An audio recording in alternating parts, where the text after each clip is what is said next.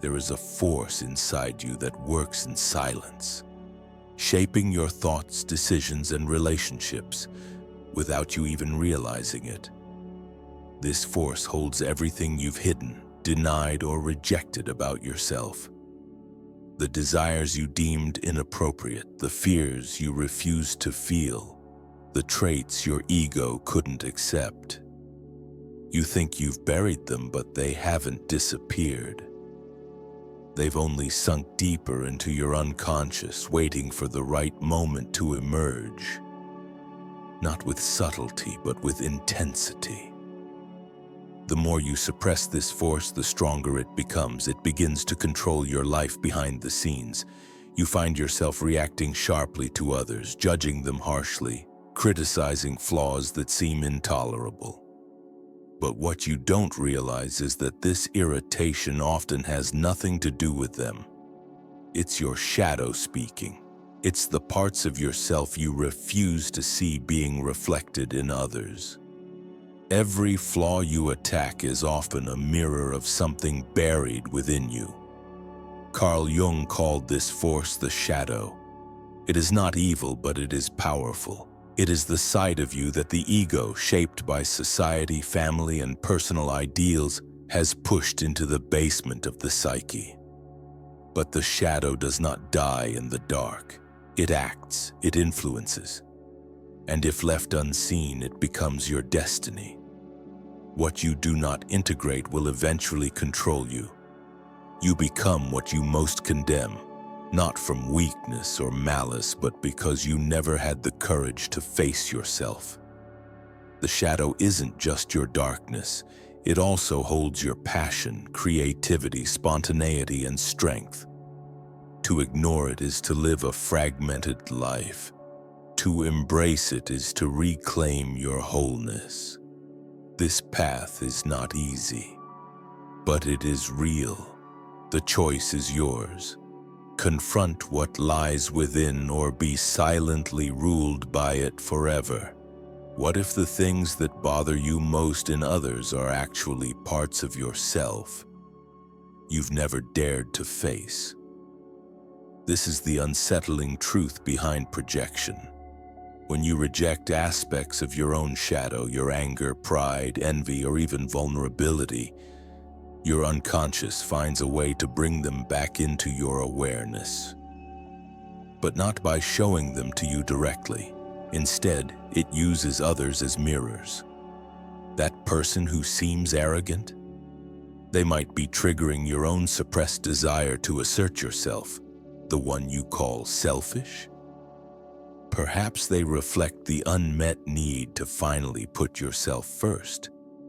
You get irritated by those who express too much emotion, because somewhere deep inside, you were taught that showing emotion is weakness. The stronger your reaction, the clearer the signal. This isn't about them, it's about you.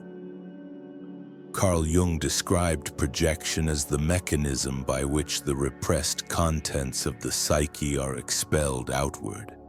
In other words, you don't see it in yourself, so you start seeing it everywhere else. You fight imaginary enemies, misread situations, and destroy relationships, not because others are wrong, but because your own shadow has taken the stage through them. This is not a moral failing, it is a psychological defense. The ego builds an ideal self-image, and anything that threatens it must be cast away. But what you exile doesn't disappear, it returns disguised as the other. And the more you blame the outside world, the more trapped you become in an unconscious cycle of judgment and pain. But there is a way out. It begins with radical honesty. Why does this person trigger me so much? What am I refusing to feel? When you dare to hold the mirror up to yourself, projection loses its power. And in that discomfort lies a gift, the chance to meet the parts of yourself you've buried and begin the real work of integration. You can spend your life pretending the shadow doesn't exist. convincing yourself that you are kind, composed, and morally upright. But the shadow does not vanish with denial. It waits. And the longer you avoid it, the more it governs your life without your awareness. This is the quiet tragedy of self-sabotage.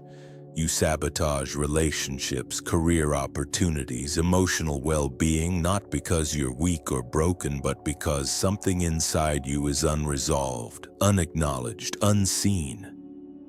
Carl Jung warned that what we do not bring to consciousness will appear in our lives as fate. And so it does. Repressed anger becomes passive aggression. Hidden envy turns into silent resentment. Denied ambition rots into bitterness. You live in reaction to the world around you, but the war is within. You fight people who reflect what you most fear in yourself. You push away those who trigger your hidden wounds.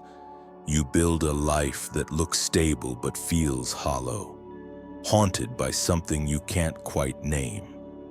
This is how people become what they once condemned, the moralist who preaches purity but hides secret shame, the martyr who gives endlessly yet harbors unspoken rage, the helper who seeks to fix others to avoid confronting their own pain. These roles are not conscious, they are defenses. The more you try to be good by denying your shadow, the more distorted your goodness becomes. And over time, the division inside you grows unbearable. You feel fragmented, exhausted, emotionally reactive. You wonder why the same problems keep repeating.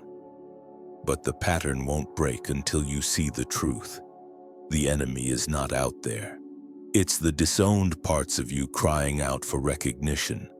There is no healing without awareness. You must turn inward, not to condemn yourself, but to reclaim what you've lost: your truth, your voice, your power. Ignoring the shadow may feel safer in the moment, but in the long run, it is the very thing that slowly destroys you from the inside out. Integration is not a symbolic act. It is a choice to finally stop running, to stop pretending that you can live in peace while at war with yourself. The shadow you've rejected, your anger, your envy, your ambition, your fear, will not leave quietly. It will sabotage your relationships, cloud your clarity, and distort your identity until you face it. And the only path toward wholeness is through conscious integration. This does not mean surrendering to the shadow or justifying destructive behaviors. It means accepting that you are not just light, but also darkness. That to be human is to be complex, contradictory, and constantly evolving. True emotional maturity does not come from perfection.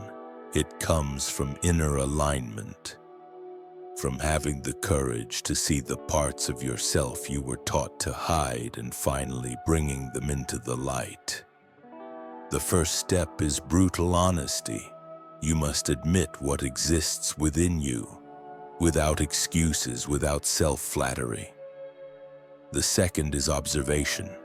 Watch how the shadow surfaces in your most intense reactions, your defensiveness, your shame, your compulsions.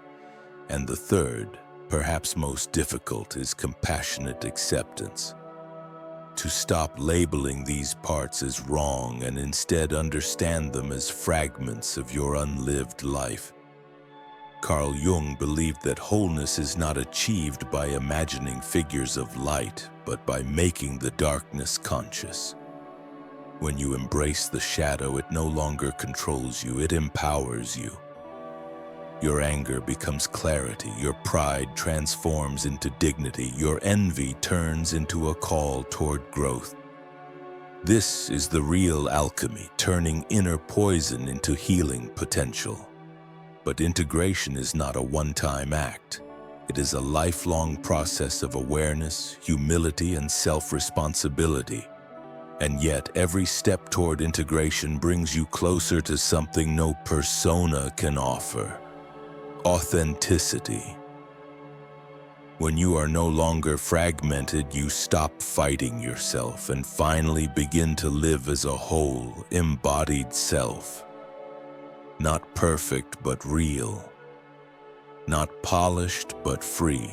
When you begin the courageous work of shadow integration, something subtle yet undeniable starts to shift, not just inside of you, but around you. The transformation is deeply internal, but its effects ripple outward. As you reclaim the disowned parts of yourself, you become less reactive, less defensive, and more at peace. Your emotional triggers begin to lose their grip because the root of the tension, your own unconscious pain, has been acknowledged. And the world around you starts to reflect this inner shift. What once provoked irritation or judgment now elicits understanding. You no longer need to project your wounds onto others or justify your reactions through blame. Instead, you begin to see others as they are, flawed, complex, human, just like you. Compassion replaces contempt. Discernment takes the place of harsh criticism. The relationships that once drained you fall away, while new, more authentic connections begin to form. Some people will distance themselves, unable to navigate the new emotional clarity you now embody. But others will be drawn to your grounded presence, your emotional honesty, your calm strength. This change is not performative. It's not about acting more spiritual or speaking with borrowed wisdom. It's about becoming aligned, no longer split between what you show and what you suppress. Carl Jung taught that true enlightenment comes not from imagining light, but from bringing darkness into awareness. That awareness becomes your power, your center, your compass. You stop needing to be perfect. You stop hiding behind personas. And in that authenticity, you find real strength. The kind that does not seek control or approval, but radiates quiet certainty. Shadow integration does not make you better than others. It simply makes you whole. And that wholeness becomes visible in your choices, in your boundaries, in your silence, in your ability to hold space for life without collapsing into it. This is what real inner freedom looks like. And the world notices even if you say nothing at all. True maturity doesn't come from age, success, or appearances. It comes from the willingness to face what you've spent your life avoiding. It requires more than intelligence. It requires courage. The courage to admit that your deepest wounds didn't come from others alone, but from the ways you abandoned parts of yourself to be accepted, to survive, to feel safe. You tried to be good. You tried to fit in. But in doing so, you left behind pieces of your soul. Integrating the shadow means reclaiming those parts, not to glorify them, but to make peace with them. It is not a linear process. You will falter. You will resist. Your ego will fight to maintain the illusion of control. But there comes a point when the pain of fragmentation becomes heavier than the fear of facing the truth. That is the turning point. That is where maturity begins. It takes courage to look at your anger and ask, what is this trying to protect? To see your envy and ask, what longing have I silenced? To face your shame and say, even this deserves to be understood. These are not acts of indulgence. They are acts of self-responsibility. Because without this confrontation, your inner world remains divided, and no external success can fill that void. Carl Jung taught that the path to individuation, the path to becoming whole, requires an honest relationship with the unconscious. Not through analysis alone, but through experience, through feeling, through surrender. You cannot think your way into wholeness. You must live it, embody it, and allow it to change you. This is why so few walk this path. It demands the death of illusion, the death of who you thought you had to be. But what is born in its place is not weakness, it is real strength, the kind that no longer depends on perfection, praise, or control. The kind that radiates from knowing who you are, even in the dark, especially in the dark, because that's where your wholeness begins. Shadow work is not a destination. It is not a checklist to complete or a single breakthrough that fixes everything. It is a lifelong process, a continuous unfolding of awareness, humility, and self-integration. Just when you think you've made peace with your past, a new layer surfaces. Just when you believe you've healed, life presents another mirror. And that's not failure, that's growth. The psyche is dynamic. As you evolve, so do your challenges, your triggers, your patterns. New relationships bring out different aspects of the shadow. New seasons of life awaken old wounds. Integration is not about eliminating the darkness once and for all. It's about building the capacity to recognize it, hold it, and respond with consciousness instead of fear. Carl Jung knew this well. He did not promise enlightenment as a fixed state. Instead, he spoke of individuation, a lifelong journey of becoming whole, of reconciling the fragmented parts of the self. This process never ends, but it deepens. Over time, the moments of reactivity lessen, the projections weaken. You begin to meet your own humanity with compassion rather than judgment. But this requires vigilance. Without awareness, the unconscious takes over again. The shadow slips back in through subtle resentment, suppressed emotion, or habitual avoidance. That's why shadow work is not a phase, it's a way of living. A way of relating to yourself with radical honesty. A way of walking through life without constantly fleeing from your own reflection. There will be setbacks, there will be pain, but there will also be moments of clarity so profound they change how you see everything. Every step you take toward integration builds a foundation of inner strength that no external circumstance can shake. Not because you've become perfect, but because you've become real. And so, you return to the work, again and again, not as punishment, but as devotion. Because the path of becoming yourself fully, consciously, and courageously is not a destination. It is your life's most important practice. No matter how strong or self-aware you are, there will come a point in the journey when the weight of the shadow becomes too heavy to carry alone. And that's not a weakness. It's a truth. Shadow work is not just about insight. It's about navigating the raw, often painful territory of your inner world. And sometimes to go deeper, you need a guide. Carl Jung believed that transformation requires more than introspection. It requires relationship. Not just with others, but with someone trained to hold space for what you're afraid to see. A therapist grounded in Jungian psychology can help you trace the hidden threads of projection, decode your recurring dreams, recognize patterns of sabotage, and identify the unconscious complexes that shape your life. This is not about fixing you. It's about supporting you in becoming whole. A skilled therapist won't offer quick answers or surface-level advice. Instead, they invite you into a deeper dialogue with your own psyche.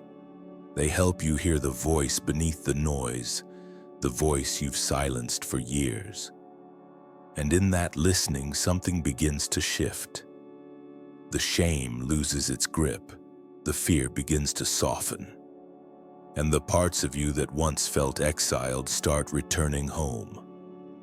Therapy is not the only path, but it is a powerful one.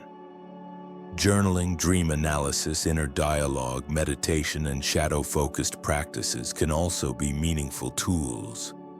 But when the inner terrain becomes disorienting, when resistance turns into paralysis or emotions feel overwhelming, reaching for support is not only wise, it's courageous. This journey was never meant to be walked in isolation. You're not meant to heal in silence, hidden behind strength. Real transformation often begins the moment you allow someone to witness your truth without judgment. You don't have to carry your shadow alone. And when someone holds the light with you, even the darkest places become less terrifying. They become sacred, and they become the beginning of something new. The shadow is not your enemy.